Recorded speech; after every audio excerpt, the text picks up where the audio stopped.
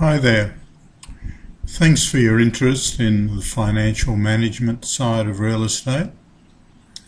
When you are a property investor or wholesaler, you cannot escape the fact that you're involved in the business of making money. And that process requires attention to prices, costs, financing, investment returns, rents, and capital gains, tax, and ultimately profit. If you ignore any of those elements, then your business will be in trouble, sooner or later. There's a lot to learn about money if you want to be successful in business, and never more so than in property wholesaling, where margins, pricing, and time are vital elements for your business. If you do not have a written business plan by which you operate and which you constantly modify in the light of financial results, changes in the market, the economy, and government policy, then you're not serious about your business or your investments. I do not wish to speak with anyone who does not have a written business plan, as it is too difficult to see what might be in a person's head. I once had a partner who refused to write down his business plan, and he always complained whenever I changed things. It is vital to constantly monitor and adjust how your business operates against its performance and external factors. Needless to say, we parted ways, more because of the stress he had in adjusting to constant change, and not that I tired of his obstinacy. In making the initial videos, there was a major meltdown of my monitor, and therefore I apologise for the poor quality of the recordings. Not being a technician, I'm useless with my hands and mechanical things. I can't even drive a nail in straight. I've always admired artists and tradespeople for their abilities. My mother used to take away from me any hammer that I picked up when I volunteered to do repairs around the house, as she learnt that the result was more damage than there was to begin with. So in a way, I was forced to learn to do things mentally and not manually, although I was rather good at being a sportsman. But that's another story, and I should stick to why you are here now.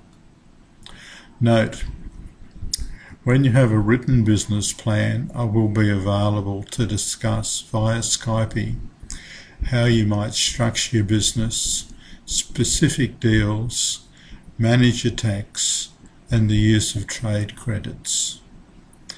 Real estate financial management is for property investors and for wholesalers, focusing on the money side of buying and selling properties in such a way as to optimize the time value of money.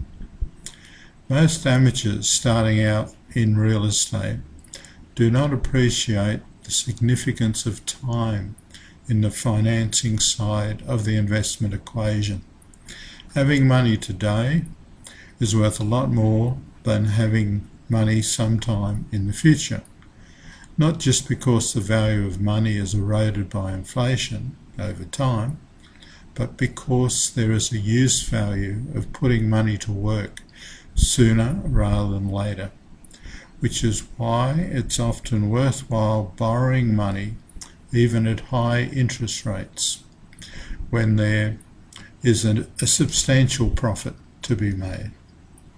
However, a word of warning: borrowers must take care to ensure that they are not locked in to high servicing costs long term, as that will erode returns and possibly create a financial burden, leading to disaster.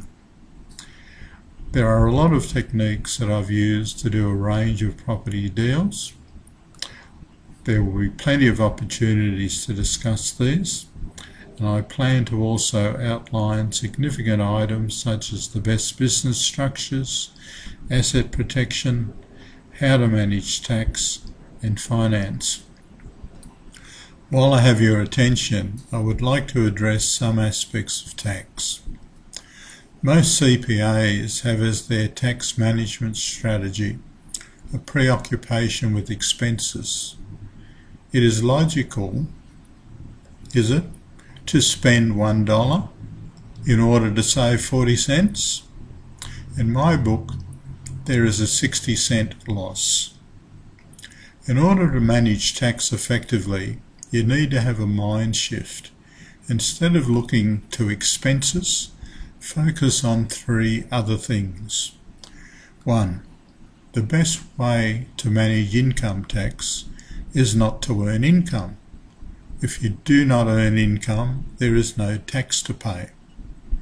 One way not to earn income is to borrow money for investment, and the servicing costs will negate the income, and your profit from the capital gain is what you have to show, and at worst you'll pay tax at 15 cents on the dollar or less, whereas if you earned the income, you pay at your marginal rate 30 cents or 40 cents and even more. 2. Instead of earning income, raise capital. When Mark Zuckerberg floated 20% of Facebook, he raised $16 billion, and he did not pay 1 cent in tax, because when you issue share capital, there is no tax. 3. When you have assets, and even when you do not have any, you can borrow money.